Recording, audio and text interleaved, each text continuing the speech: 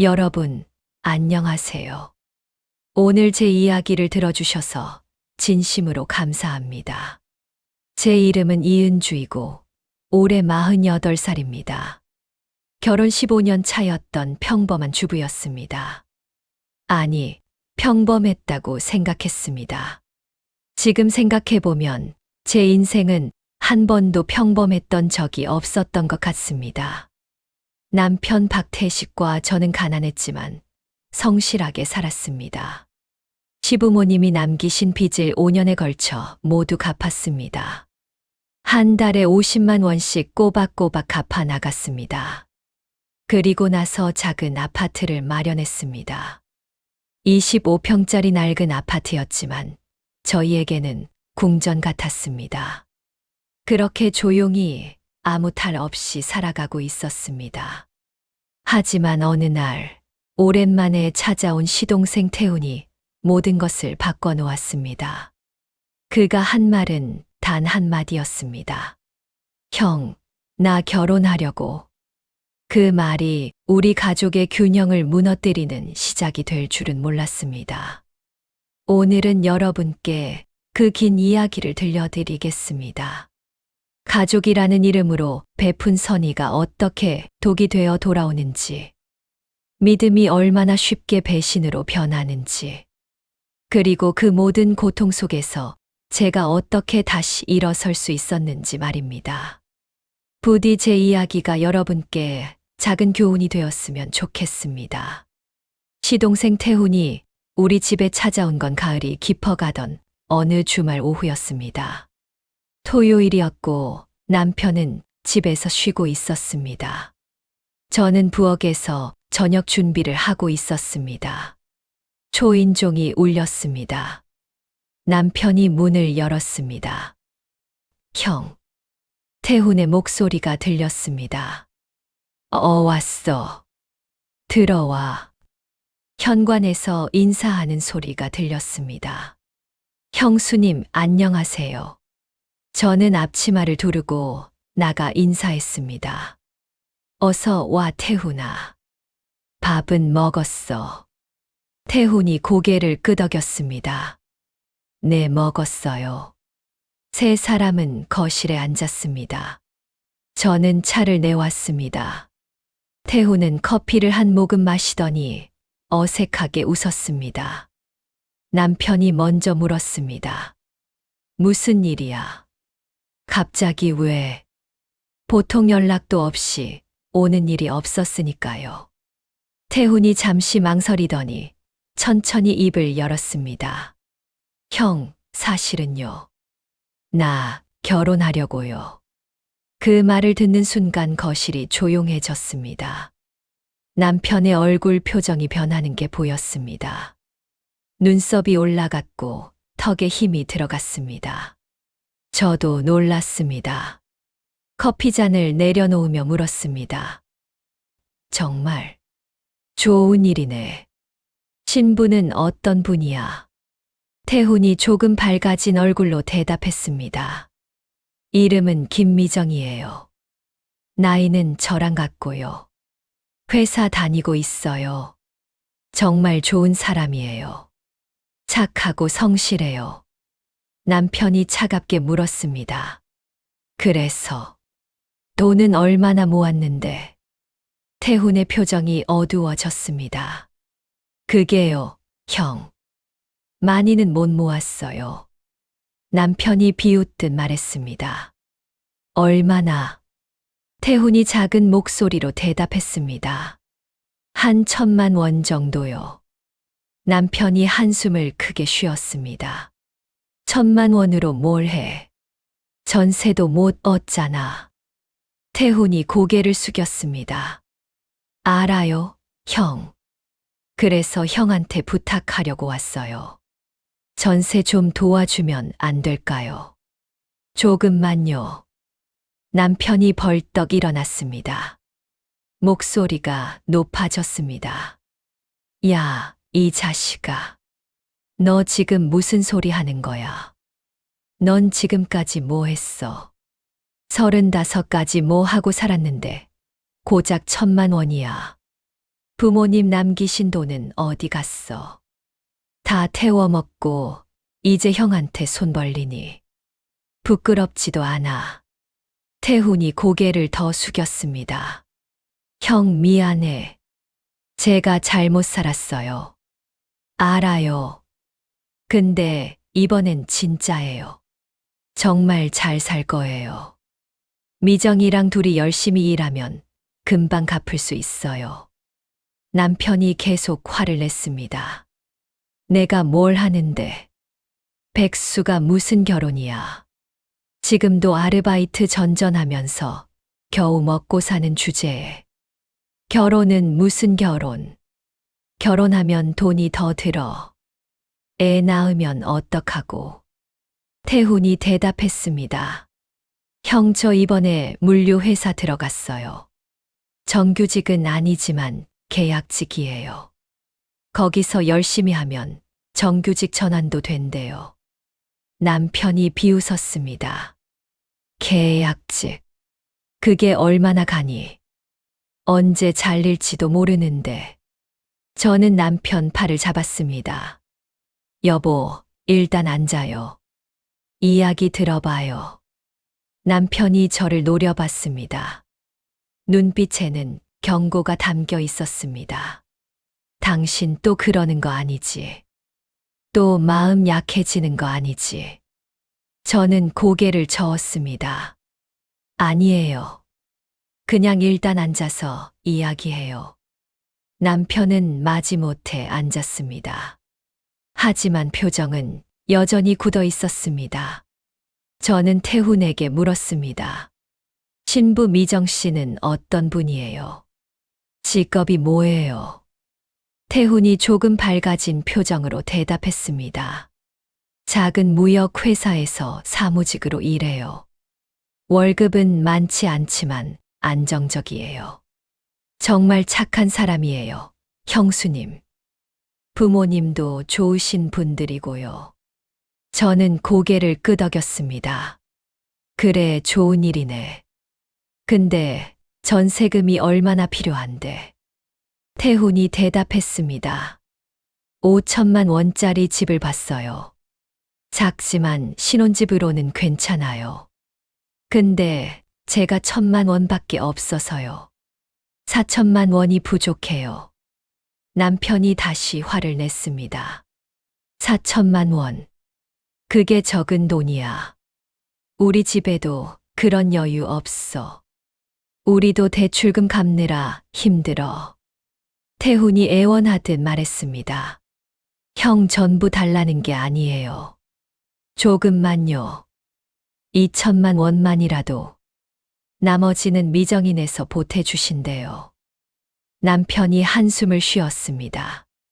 그 말 몇 번 들었는지 알아. 넌 맨날 그래.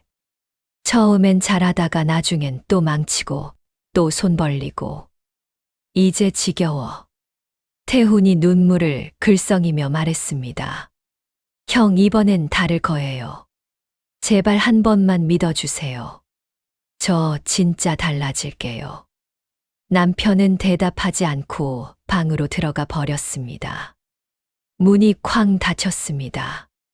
저는 태훈과 둘이 남았습니다. 태훈이 저를 보며 눈물을 닦았습니다. 형수님, 미안해요. 제가 너무 염치 없는 거 알아요. 근데 저 달리 방법이 없어요. 은행 대출도 안 나와요. 신용이 안 좋아서요. 저는 한숨을 쉬었습니다. 태훈아, 형 말도 일리가 있어. 돈 문제는 정말 심각한 거야. 우리도 사정이 넉넉하지 않거든. 태훈이 고개를 끄덕였습니다. 알아요. 그래서 최대한 아껴서 살려고요. 미정이도 계속 일할 거고 저도 야근이라도 해서 빨리 갚을게요. 저는 태훈을 보며 생각했습니다. 어릴 때부터 봐온 시동생이었습니다. 남편보다 5살 어렸습니다. 부모님이 일찍 돌아가셔서 고생했습니다. 남편이 대학 다닐 때 태훈은 고등학생이었습니다. 남편이 아르바이트하며 동생 학비를 댔습니다. 그런 인연이 있었습니다. 하지만 태훈은 어른이 되어서도 방황했습니다. 직업을 자주 바꿨고 돈을 모으지 못했습니다. 그래도 동생이었습니다. 가족이었습니다. 태훈이 돌아가고 나서 남편과 이야기했습니다. 방문을 열고 들어갔습니다. 남편은 침대에 누워 천장을 보고 있었습니다. 여보. 남편이 대답하지 않았습니다. 여보, 태훈이 도와주면 안 될까요? 남편이 고개를 돌렸습니다. 안 돼. 절대 안 돼. 걔한테 돈 주는 거 물에 붓기야. 다시는 돌려받지 못해. 당신도 알잖아. 걔가 얼마나 무책임한지. 저는 침대 끝에 앉았습니다. 알아요. 하지만 동생인데요. 결혼하는데 외면할 순 없잖아요. 남편이 일어나 앉았습니다. 당신 또 마음 약해지는 거지. 당신 그러다 우리 망해. 우리도 빚 다 갚은 지 얼마 안 됐어. 집도 겨우 샀고. 이제 좀 살만하니까 또 동생 타령이야. 저는 변명했습니다. 타령이 아니에요. 그냥 조금만 도와주는 거예요. 2천만 원이면 우리도 감당할 수 있잖아요. 남편이 한숨을 쉬었습니다. 2천만 원이 적은 돈이야. 그 돈이면 우리 비상금인데. 저는 고집을 부렸습니다.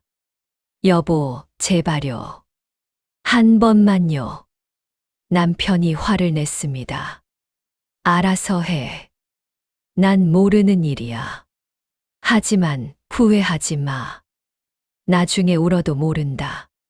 그날 밤 저는 잠을 이루지 못했습니다. 남편 옆에 누워 있었지만 머릿속이 복잡했습니다. 태훈을 도와줘야 할까? 아니면 남편 말대로 외면해야 할까? 고민이 깊어졌습니다. 새벽이 되어서야 결심했습니다. 도와주기로. 몰래라도 도와주기로. 제가 모아둔 돈이 있었습니다. 남편 몰래 적금을 들었습니다. 매달 20만 원씩. 8년 동안 모았습니다. 거기에 이자까지 합쳐서 2천만 원 정도 됐습니다. 그 돈을 쓰기로 했습니다. 월요일 아침 남편이 출근하고 나서 은행에 갔습니다. 적금을 해지했습니다. 통장에 2천만 원이 입금되었습니다. 마음이 두근거렸습니다. 남편한테 들키면 큰일이었습니다. 하지만 태훈을 도와주고 싶었습니다. 태훈에게 전화했습니다. 태훈아, 형수야. 태훈이 놀란 목소리로 대답했습니다. 네, 형수님. 무슨 일이세요? 저는 조심스럽게 말했습니다. 태훈아, 전세금 좀 도와줄게. 전화 너머로 침묵이 흘렀습니다. 형수님, 진짜요? 형은 뭐라고 하셨어요? 저는 거짓말을 했습니다. 형도 괜찮대. 고민하다가 도와주기로 했어. 태훈이 감격해서 소리쳤습니다. 형수님, 정말 감사해요. 정말요. 평생 잊지 않을게요. 꼭 갚을게요. 저는 웃으며 대답했습니다. 천천히 갚아. 잘 사는 게 더 중요해. 그날 오후 태훈을 만나 돈을 건넸습니다. 현금이 아니라 계좌, 이체로 했습니다. 태훈이 통장을 확인하더니 눈물을 흘렸습니다. 형수님, 정말 감사합니다. 이 은혜 평생 잊지 않을게요. 한 달 후 태훈의 결혼식이 있었습니다. 작은 예식장이었습니다. 하객도 많지 않았습니다. 하지만 분위기는 따뜻했습니다. 신부 미정은 하얀 드레스를 입고 있었습니다. 예뻤습니다. 수줍은 미소를 지으며 저에게 인사했습니다. 형님 안녕하세요. 저 김미정이에요. 태훈이한테 형수님 이야기 많이 들었어요. 정말 감사합니다. 형님 덕분에 결혼하게 됐어요. 저는 미정의 손을 잡았습니다. 아니야, 당연한 거지. 잘 살아 둘이. 행복하게. 미정이 고개를 끄덕였습니다. 네, 형님. 열심히 살게요. 꼭 보답할게요. 결혼식이 끝나고 피로연이 있었습니다. 작은 식당을 빌려서 했습니다. 음식이 나오고 사람들이 축하했습니다. 남편은 내내 표정이 굳어 있었습니다. 식이 끝나고 집에 돌아오는 길에 남편이 말했습니다. 당신 돈 줬지? 저는 놀라며 부인했습니다. 아니에요. 남편이 차를 세웠습니다. 거짓말 마. 다 알아. 태훈이 표정 봤어. 당신한테 돈 받은 표정이야.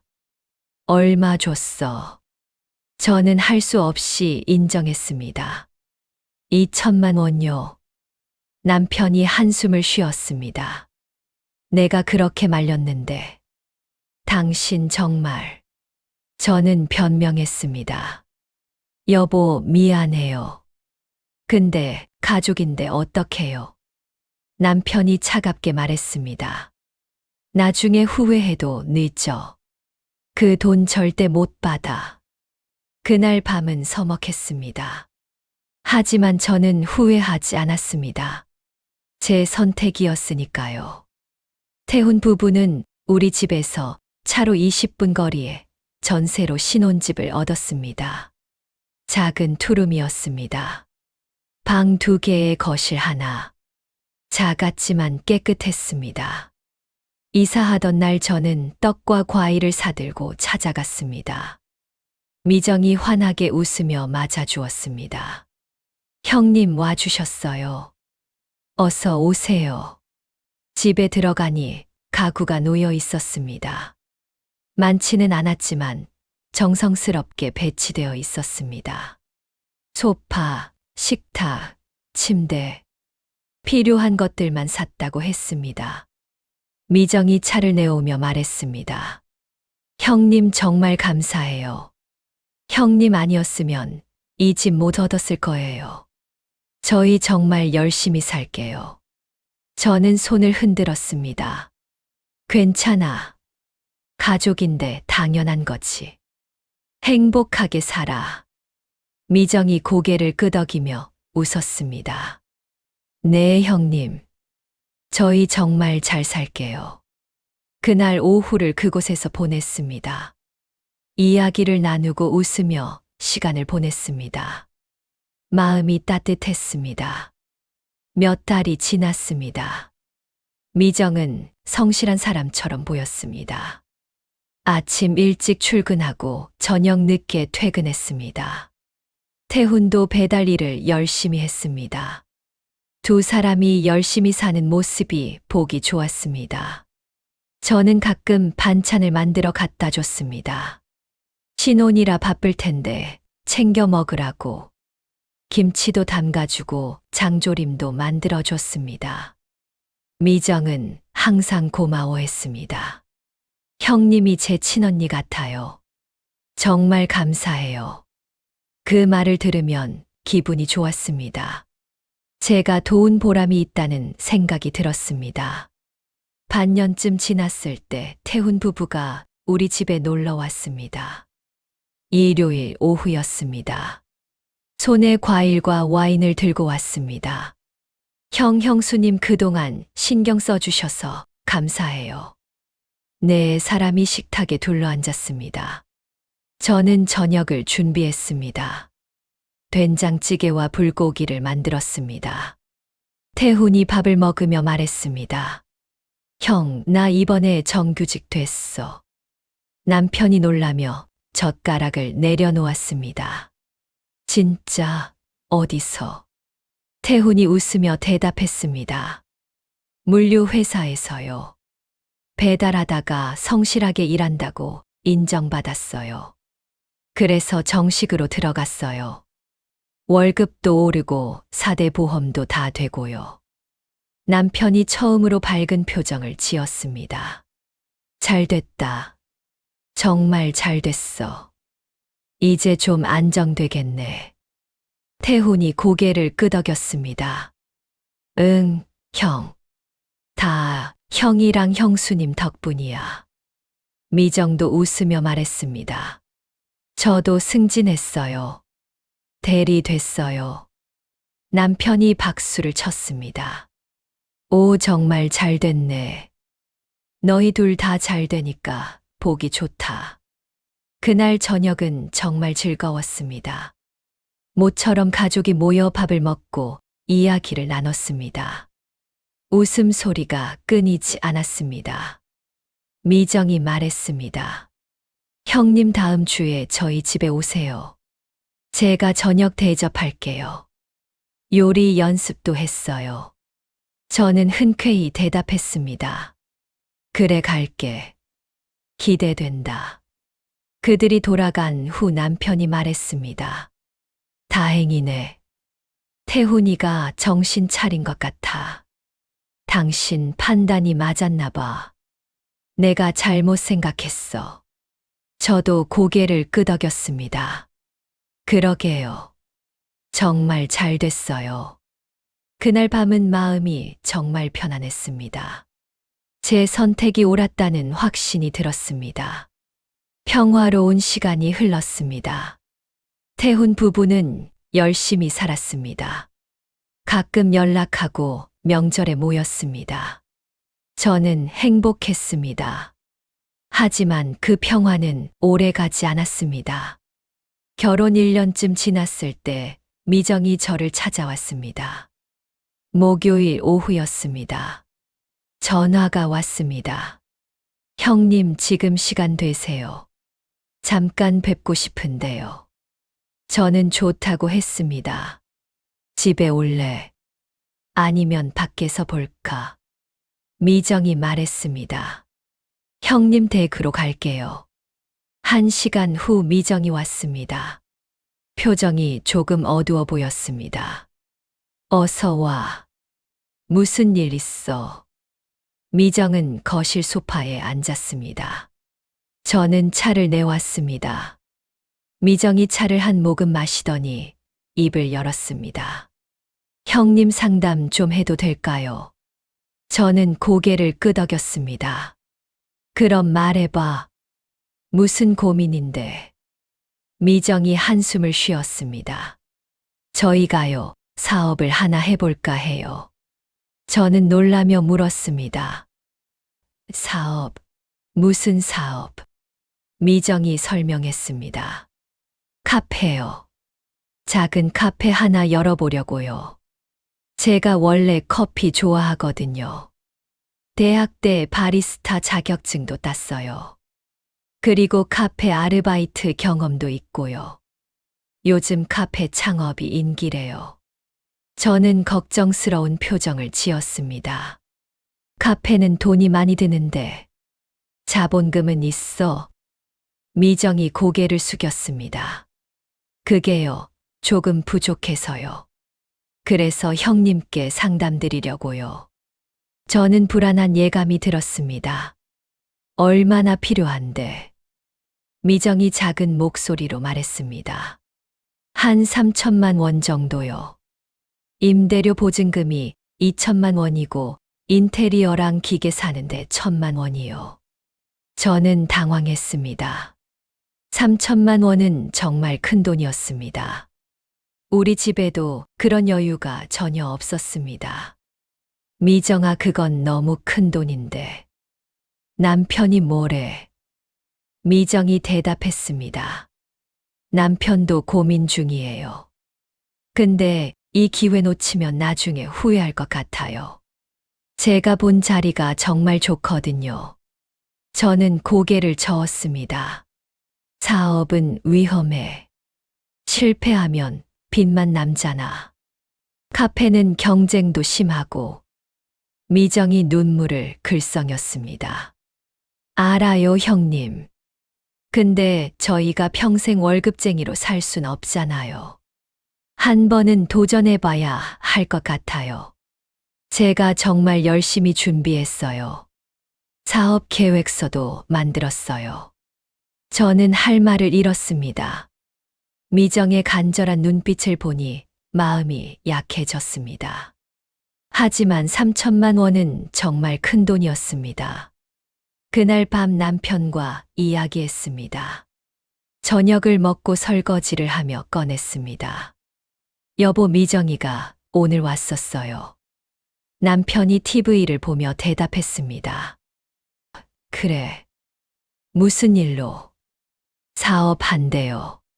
카페요. 남편이 고개를 돌렸습니다. 눈을 크게 떴습니다. 사업, 무슨 사업? 카페래요. 남편이 단호하게 말했습니다. 안 돼. 절대 돈 대주면 안 돼. 당신 또 그러는 거 아니지? 저는 손을 흔들었습니다. 아니에요. 안 줄 거예요. 그냥 상담만 했어요. 남편이 TV를 껐습니다. 일어나서 제 앞으로 왔습니다. 진짜지. 약속해. 이번엔 절대 안 돼. 우리 돈도 없어. 전세금 도와준 것만 해도 큰 건데. 저는 고개를 끄덕였습니다. 알아요, 여보. 약속해요. 하지만 마음 한구석이 무거웠습니다. 미정의 간절한 표정이 자꾸 떠올랐습니다. 그날 밤 잠을 이루기 어려웠습니다. 며칠 후 미정이 다시 전화했습니다. 형님, 시간 되세요. 잠깐 만날 수 있을까요? 저는 망설였지만 만나기로 했습니다. 근처 카페에서 만났습니다. 미정은 큰 가방을 들고 왔습니다. 가방에서 서류를 꺼내 보여주었습니다. 사업 계획서였습니다. 형님, 이거 봐주세요. 저희가 정말 열심히 준비했어요. 저는 서류를 받아 읽었습니다. 생각보다 구체적이었습니다. 입지 분석이 있었습니다. 상권 분석, 유동인구, 경쟁업체. 다 조사되어 있었습니다. 예상 매출도 계산되어 있었습니다. 하루 손님 수, 객단가, 월 매출. 미정이 열심히 설명했습니다. 형님, 이 동네는 카페가 별로 없어요. 경쟁이 심하지 않아요. 그리고 젊은 사람들이 많이 살아요. 대학도 가까워요. 장사 잘 될 거예요. 저 정말 자신 있어요. 저는 고민에 빠졌습니다. 계획은 정말 그럴듯했습니다. 미정이 공들인 게 보였습니다. 하지만 사업은 언제나 위험했습니다. 계획대로 되지 않는 경우가 많았습니다. 미정아, 진짜 자신 있어. 미정이 눈을 반짝이며 고개를 끄덕였습니다. 네, 형님. 이번엔 정말 잘할 수 있어요. 저와 태훈 오빠가 정말 열심히 할 거예요. 저 카페 아르바이트 2년 했어요. 노하우 다 알아요. 저는 한숨을 쉬었습니다. 그래도 돈이 문제잖아. 3천만 원은 큰 돈이야. 미정이 제 손을 잡았습니다. 형님, 도와주세요. 저희 갈 데가 형님밖에 없어요. 은행 대출도 안 나와요. 담보가 없어서요. 부모님도 형편이 어려우셔서 못 도와주세요. 형님만 믿어요. 제발요. 눈물이 그렁그렁했습니다. 저는 마음이 약해지는 걸 느꼈습니다. 그날 이후 며칠을 고민했습니다. 밤마다 잠을 설쳤습니다. 머릿속이 복잡했습니다. 남편과의 약속도 있었고 우리 집 형편도 어려웠습니다. 하지만 미정의 간절한 눈빛이 자꾸 떠올랐습니다. 사업 계획서도 그럴듯했습니다. 어쩌면 정말 잘 될 수도 있겠다는 생각이 들었습니다. 일주일 후 결정했습니다. 제가 몰래 주식 투자로 모은 돈이 있었습니다. 몇 년 전 친구 소개로 주식을 시작했습니다. 소액으로 시작해서 조금씩 불렸습니다. 운이 좋았습니다. 3천만 원 정도 됐습니다. 그 돈을 쓰기로 했습니다. 남편 몰래. 죄책감이 들었지만 미정을 도와주고 싶었습니다. 미정을 만나 말했습니다. 미정아, 도와줄게. 미정이 눈이 커졌습니다. 진짜요, 형님?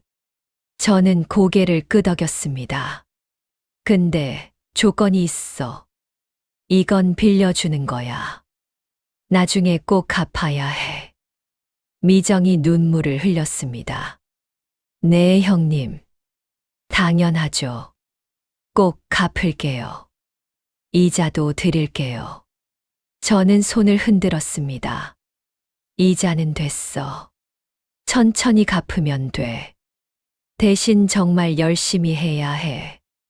다음 날 계좌 이체를 했습니다. 3천만 원. 통장 잔액이 확 줄었습니다.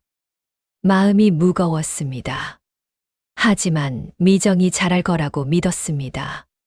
집에 돌아와서도 불안했습니다. 남편한테 들키면 정말 큰일이었습니다. 남편은 절대 용서하지 않을 것이었습니다. 하지만 이미 돈을 보냈습니다.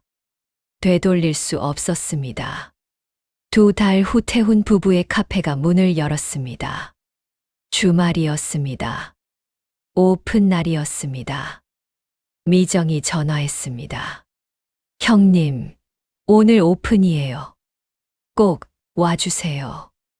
저는 꽃을 들고 찾아갔습니다. 작은 카페였습니다. 코너에 위치해 있었습니다. 인테리어가 예뻤습니다. 나무 톤의 따뜻한 분위기였습니다. 미정이 앞치마를 두르고 환하게 웃었습니다. 형님 와주셨어요. 감사해요. 태훈도 바쁘게 움직이고 있었습니다. 커피 머신을 다루고 음료를 만들었습니다. 카페는 손님들로 붐볐습니다. 친구들과 지인들이 많이 왔습니다. 축하 화환도 여러 개 놓여 있었습니다. 저는 구석 자리에 앉아 그들을 지켜봤습니다. 뿌듯했습니다. 제가 도운 보람이 있다는 생각이 들었습니다. 하지만 집에 돌아와서는 마음이 무거웠습니다. 남편한테 말해야 할지 고민이었습니다.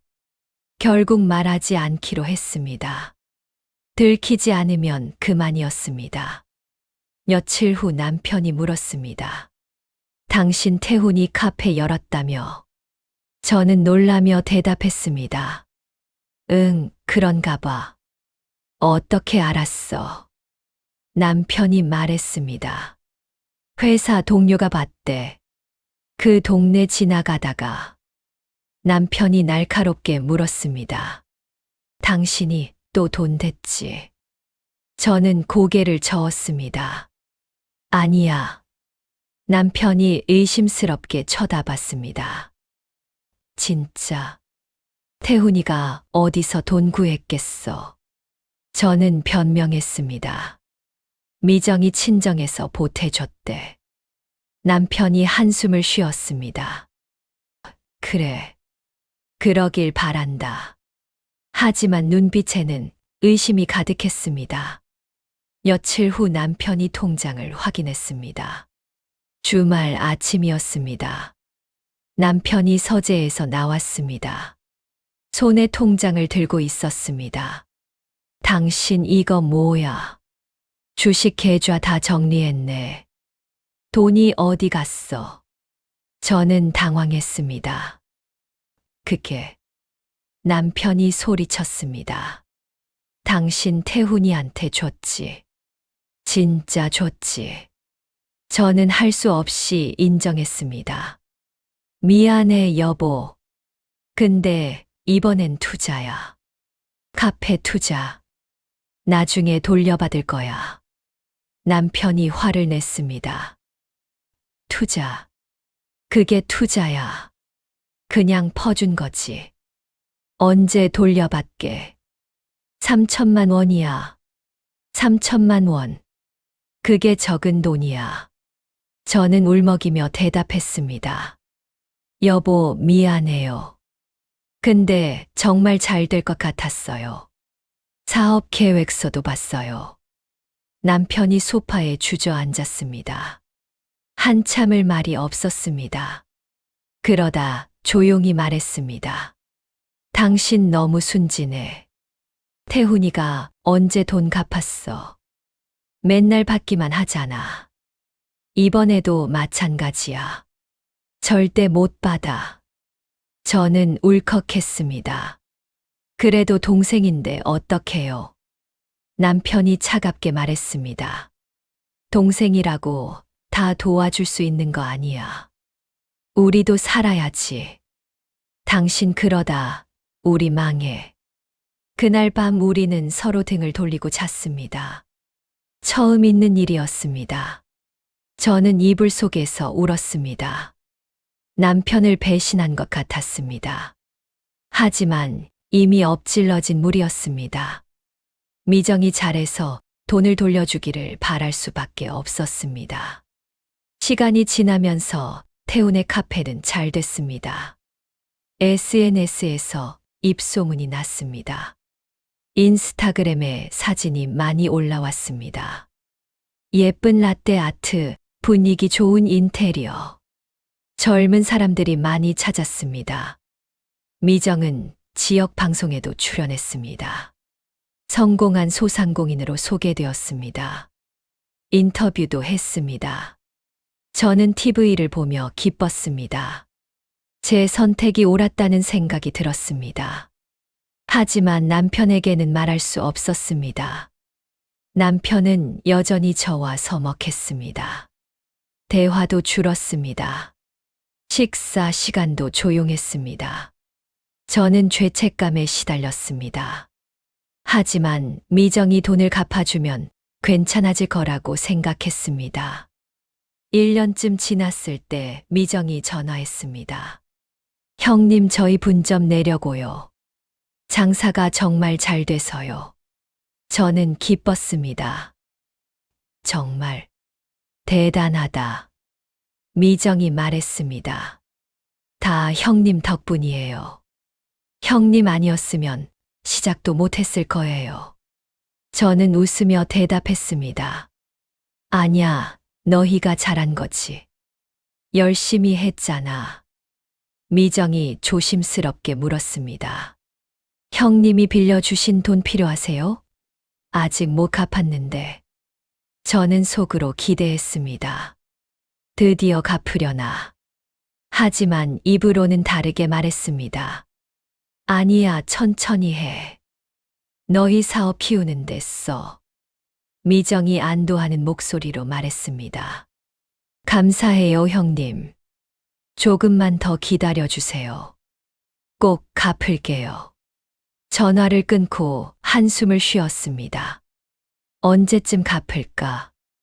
남편과의 관계도 회복하고 싶었습니다. 하지만 돈을 받기 전에는 어려울 것 같았습니다. 그날 밤도 혼자 잠들었습니다. 남편은 서재에서 자고 있었습니다. 그로부터 1년이 더 지났습니다. 태훈의 카페는 3개로 늘어났습니다. 첫 번째 가게, 두 번째 분점, 세 번째 분점. 장사는 계속 잘 됐습니다. SNS 팔로워도 10,000명이 넘었습니다. 미정은 인플루언서가 되었습니다. 하지만 저는 여전히 돈을 돌려받지 못했습니다. 가끔 물어보면 미정은 조금만 더 기다려달라고 했습니다.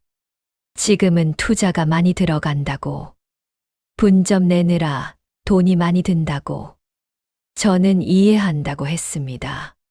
하지만 속으로는 불안했습니다. 정말 갚을까? 남편은 계속 불만이었습니다. 받지. 절대 안 갚아. 내가 그렇게 말했잖아. 저는 대답하지 못했습니다. 그런데 어느 날 큰 사고가 났습니다. 평범한 월요일 아침이었습니다. 남편이 출근했습니다.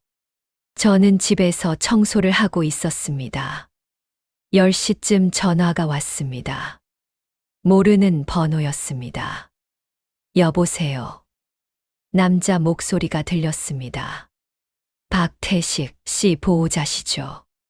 네, 맞는데요. 누구세요? 병원에서 연락드렸습니다. 박태식 씨가 교통사고를 당하셨습니다. 지금 응급실에 계십니다. 빨리 오시는 게 좋을 것 같습니다. 저는 전화기를 떨어뜨릴 뻔했습니다. 네. 어느 병원이요? 지금 바로 갈게요. 급히 옷을 갈아입고 택시를 탔습니다. 병원으로 향했습니다. 머릿속이 하였습니다. 병원에 도착했습니다. 응급실로 뛰어갔습니다. 간호사에게 물었습니다. 박태식 환자 어디 있나요? 간호사가 안내했습니다. 저쪽 중환자실입니다. 중환자실. 그 단어에 가슴이 철렁했습니다. 중환자실 앞에 섰습니다. 의사가 나왔습니다. 보호자시죠? 네, 저예요. 남편은 어떻게 됐어요? 의사가 심각한 표정으로 말했습니다. 큰 트럭과 충돌하셨습니다. 머리와 가슴에 큰 충격을 받으셨어요. 지금 수술 중입니다. 최선을 다하겠습니다. 하지만 상태가 좋지 않습니다. 각오하셔야 할 것 같습니다. 각오. 그게 무슨 뜻인지 알았습니다. 죽을 수도 있다는 뜻이었습니다.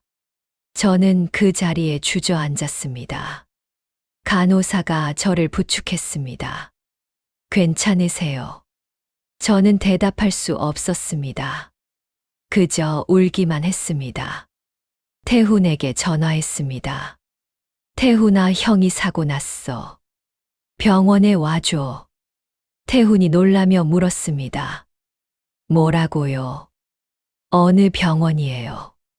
지금 갈게요. 1시간 후 태훈과 미정이 왔습니다. 두 사람도 놀란 표정이었습니다. 형수님, 형은요? 저는 고개를 저었습니다. 아직 수술 중이야. 상태가 안 좋대. 미정이 제 손을 잡았습니다. 형님 괜찮을 거예요. 형부님 건강하시잖아요. 저는 울면서 고개를 끄덕였습니다. 3시간 후 수술이 끝났습니다. 의사가 나왔습니다. 수술은 성공했습니다. 하지만 의식이 돌아올지는 모르겠습니다. 지켜봐야 합니다. 저는 중환자실로 들어갔습니다. 남편이 침대에 누워 있었습니다. 온몸에 튜브가 연결되어 있었습니다. 얼굴은 창백했습니다. 저는 남편 손을 잡았습니다. 여보, 일어나요. 제발. 3일 동안 저는 병원에서 살았습니다. 중환자실 앞 의자에서 잤습니다. 밥도 제대로 먹지 못했습니다.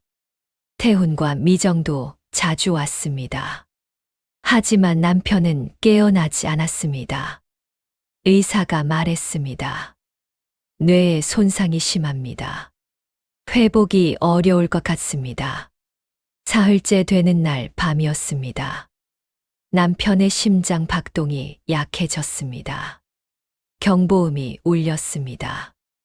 의사와 간호사들이 뛰어왔습니다.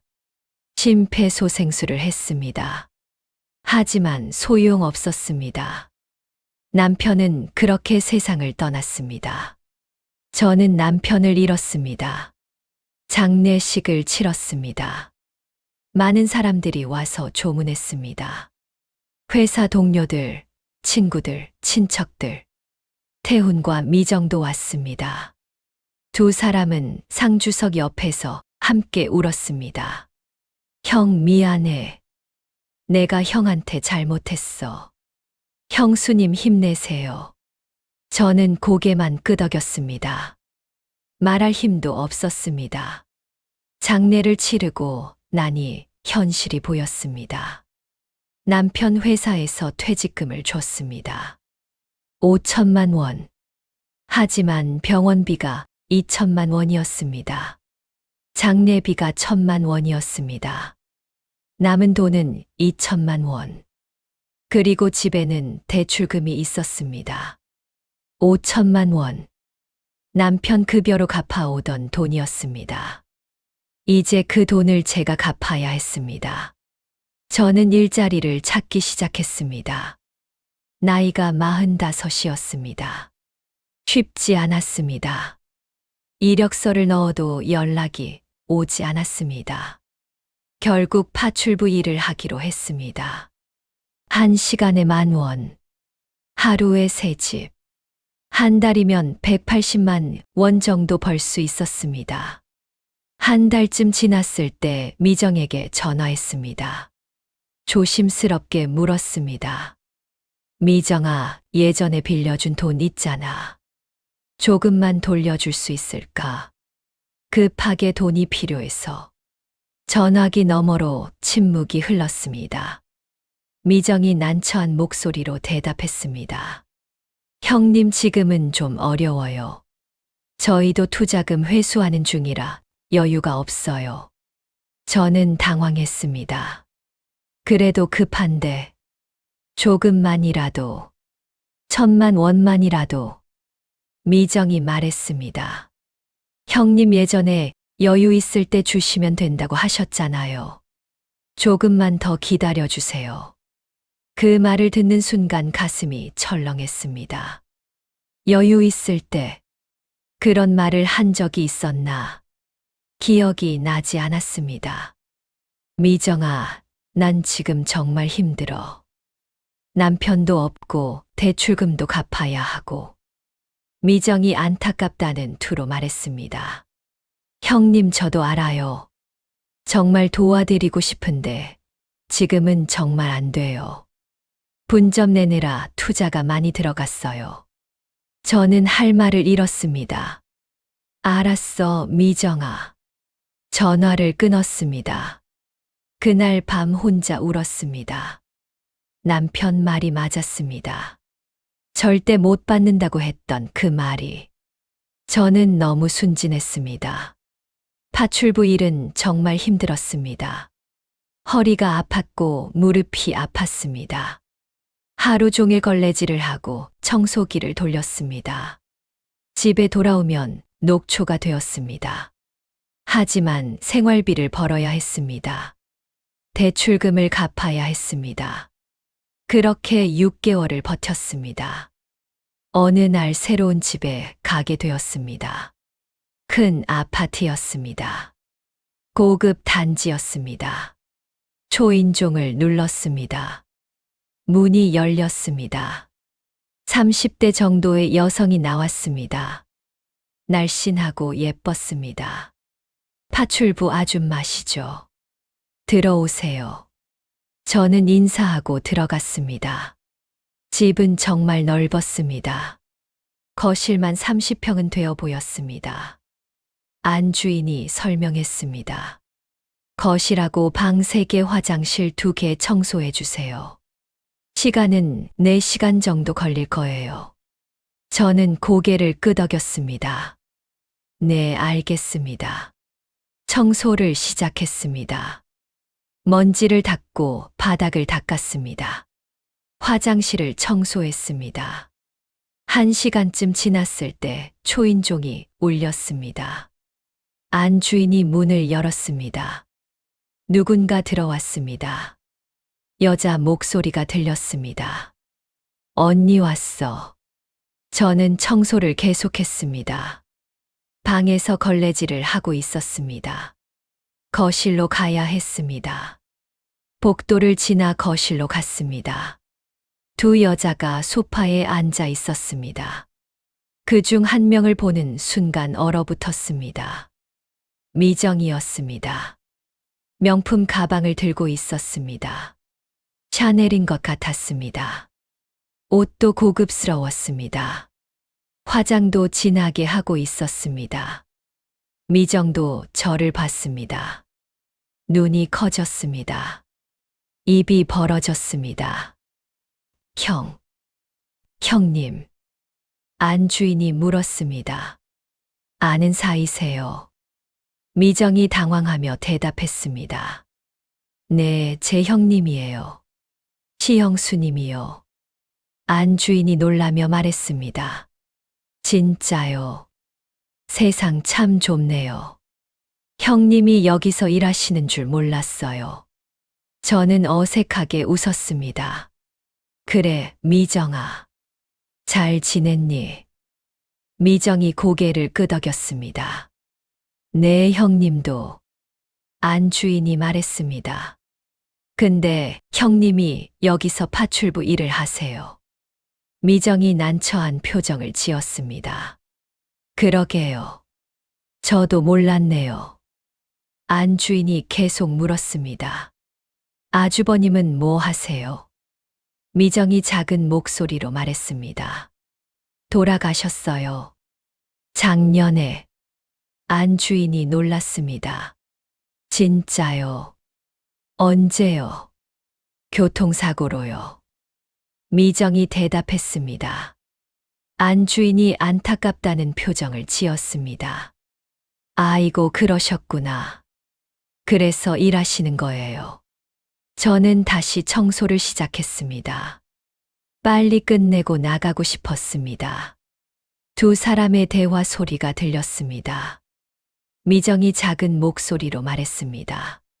바깥분이 돌아가셔서 많이 힘드신가 봐요. 청소를 마치고 나가려는데 미정이 불렀습니다. 형님, 잠깐만요. 저는 돌아봤습니다. 미정이 다가왔습니다. 형님, 여기서 일하세요. 왜요? 저는 담담하게 대답했습니다. 먹고 살아야지. 미정이 미안한 표정을 지었습니다. 제가 도와드릴게요. 저는 손을 흔들었습니다. 괜찮아. 도움 필요 없어. 안 주인이 끼어들었습니다. 미정아, 도와드려야지. 형님이잖아. 게다가 예전에 많이 도와주셨다며. 결혼할 때도 도와주셨다고 했잖아. 미정이 당황했습니다. 언니, 그게 그렇게 간단한 게 아니에요. 안 주인이 고개를 갸웃했습니다. 왜? 빌린 거면 갚아야지. 미정이 변명했습니다. 갚으려고 하는데 형님이 천천히 하래요. 저는 그 말을 듣고 기가 막혔습니다. 제가 언제 그랬나요? 저는 빨리 갚으라고 했는데요. 미정은 저를 쳐다보지도 않았습니다. 안 주인이 계속 말했습니다. 그래도 형님이 이렇게 힘들어 하시는데 내가 카페 3개나 하잖아. 장사도 잘 된다며. 돈 있을 것 아니야. 미정의 얼굴이 빨개졌습니다. 언니, 그만해요. 이건 제 개인적인 일이에요. 저는 앞치마를 벗었습니다. 사모님, 오늘까지만 일할게요. 안 주인이 놀랐습니다. 왜요? 뭐 잘못했나요? 불편하셨어요? 저는 고개를 저었습니다. 아니에요. 그냥 개인 사정이에요. 다른 아줌마 소개해 드릴게요. 안 주인이 아쉬워했습니다. 그래요. 알겠어요. 저는 가방을 들고 현관으로 갔습니다. 미정이 황급히 따라 나왔습니다. 형님, 기다려요. 저는 신발을 신으며 돌아봤습니다. 왜, 미정아? 미정이 난처한 표정으로 말했습니다. 형님, 아까 그거 오해예요. 저 진짜 갚으려고 했는데 지금 여건이 안 돼서요. 저는 웃었습니다. 오해. 뭐가 오해야? 너 지금 명품 가방 들고 고급 옷 입고 다니잖아. 카페도 3개나 하고 SNS에서 인플루언서 한다며. 그런데 나한테 줄 돈은 없다는 거지. 미정이 변명했습니다. 형님, 그게 아니에요. 겉으로는 그래 보여도 사실 투자가 많이 들어가서요. 빚도 있고요. 여유가 생기면 바로 드릴게요. 저는 고개를 저었습니다. 됐어. 안 받을 거야. 미정이 놀랐습니다. 네. 저는 차갑게 말했습니다. 차용증도 없잖아. 증거도 없고. 내가 바보같이 그냥 줬으니까. 그러니까 안 갚아도 돼. 법적으로 문제 없어. 미정의 얼굴이 하얗게 질렸습니다. 형님, 그렇게 말씀하시면 너무 서운해요. 저는 계속 말했습니다. 서운해. 내가 더 서운해.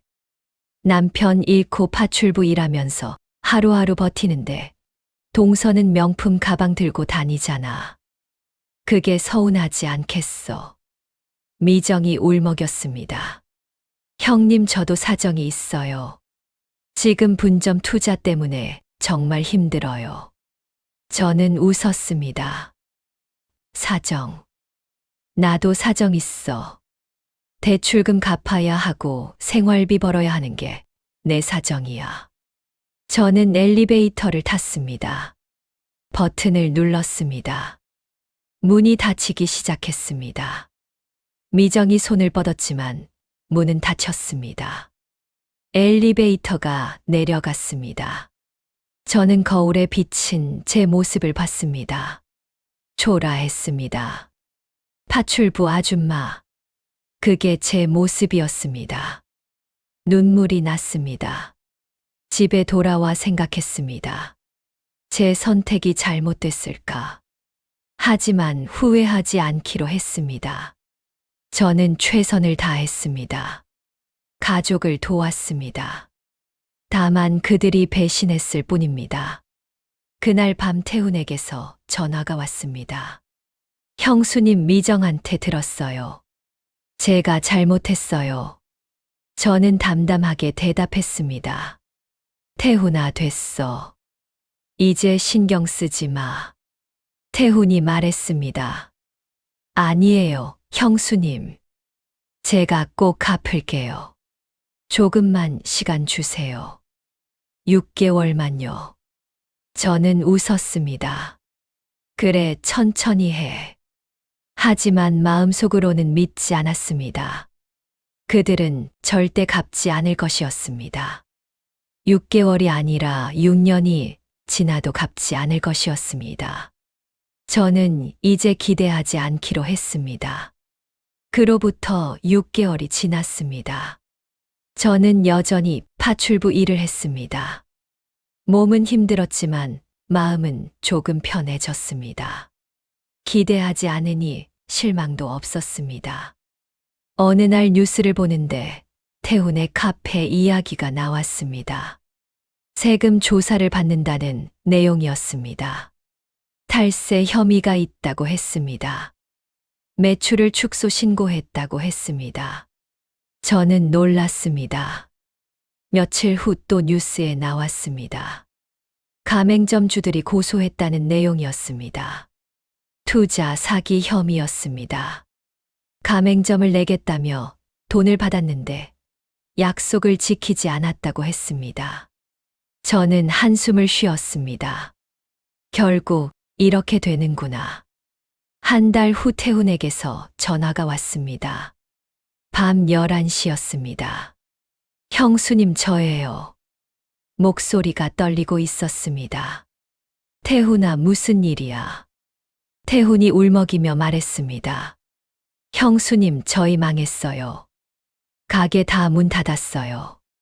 세금이랑 벌금이랑 소송비용 감당이 안 돼요. 더 이상 못 버티겠어요. 저는 놀랐습니다. 그래, 힘들겠다. 태훈이 계속 울었습니다. 형수님 죄송해요. 돈 못 갚을 것 같아요. 저희 빚만 수억이에요. 개인 파산 신청하려고요. 저는 예상했다는 듯 대답했습니다. 그래 알겠어. 태훈이 말했습니다. 형수님 정말 죄송해요. 형한테도 죄송하고 형수님한테도 죄송해요. 저는 조용히 전화를 끊었습니다. 며칠 후 미정에게서 문자가 왔습니다. 형님 정말 죄송합니다. 제가 너무 교만했어요. 욕심이 과했어요. 하늘이 벌을 주신 것 같아요. 용서해 주세요. 저는 답장하지 않았습니다. 한 달 후 법원에서 우편물이 왔습니다. 태훈 부부의 파산 선고 통지서였습니다. 채권자 명단에 제 이름이 있었습니다. 5천만 원. 전세 자금 2천, 사업 자금 3천. 하지만 배당받을 금액은 0원이었습니다. 재산이 하나도 남지 않았다고 했습니다. 저는 서류를 구겨서 쓰레기통에 버렸습니다. 이제 정말 끝이구나. 5천만 원. 영영 못 받는구나. 그날 밤 남편 영정 앞에 앉았습니다. 여보, 당신 말이 맞았어. 제가 잘못했어. 당신 말 들을 걸 그랬어. 눈물이 났습니다. 남편이 보고 싶었습니다. 남편이 있었다면 이렇게 힘들지 않았을 것 같았습니다. 여러분, 그로부터 3년이 지났습니다. 저는 지금 조용한 시골 마을에 살고 있습니다. 경기도 어느 작은 마을입니다. 작은 카페를 운영합니다. 이름은 형제의 집입니다. 아이러니하죠. 형제 때문에 고생했는데 카페 이름이 형제의 집이라니. 하지만 이 이름에는 의미가 있습니다. 진짜 가족은 혈연이 아니라 마음이라는 것. 그리고 믿음에는 책임이 따라야 한다는 것. 이 카페는 제 아들이 차려줬습니다. 아들이 성장해서 좋은 직장을 얻었습니다. IT 회사에 다닙니다. 월급이 좋습니다. 아들이 저를 도와줬습니다. 엄마, 이제 파출부 그만하세요. 제가 모은 돈으로 카페 차려드릴게요. 저는 울었습니다. 진짜 가족은 이런 거구나 싶었습니다. 태훈과 미정은 연락이 끊겼습니다. 어디서 무엇을 하는지 모릅니다. 들리는 소문으로는 지방으로 이사 갔다고 합니다. 다시 시작한다고 합니다. 가끔 궁금하지만 찾지 않습니다.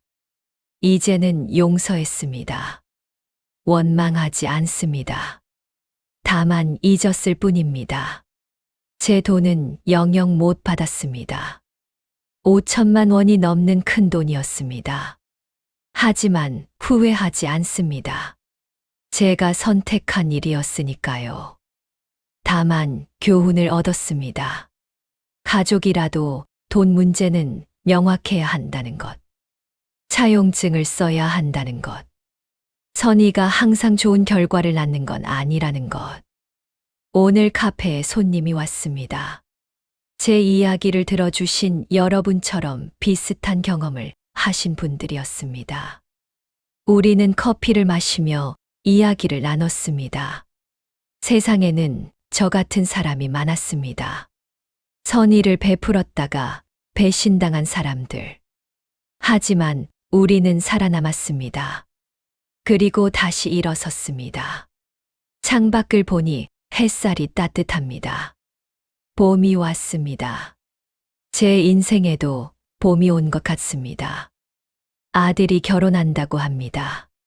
좋은 여자를 만났다고 합니다. 다음 달에 양가 상견례가 있습니다. 저는 예비 며느리를 만날 생각에 설렙니다. 저는 좋은 시어머니가 될 겁니다. 제가 겪은 고통을 며느리에게는 주지 않을 겁니다.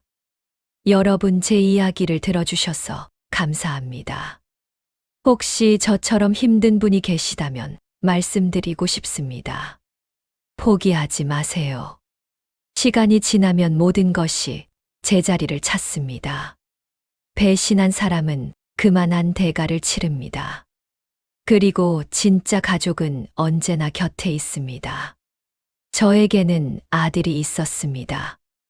여러분에게도 분명 그런 사람이 있을 겁니다. 그 사람을 소중히 여기세요. 그리고 살아가세요. 힘내세요. 감사합니다.